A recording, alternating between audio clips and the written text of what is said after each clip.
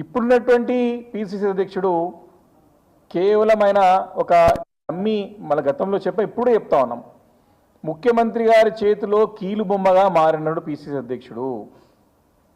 వారు ప్రభుత్వం చేస్తున్న తప్పిదాలని వారి వత్తాసు పలుకుతూ వారు చేస్తున్న తప్పులని, ప్రభుత్వం చేస్తున్న తప్పులను సరిదిద్దే ప్రయత్నం ఏమాత్రం చేయటమే కాక వారి తప్పులను సమర్థించుకుంటూ మరి ముఖ్యమంత్రి రేవంత్ రెడ్డి గారు అడగాల్సిన ప్రశ్నలను కేటీఆర్ గారు అడుగుతా ఉన్నాడు.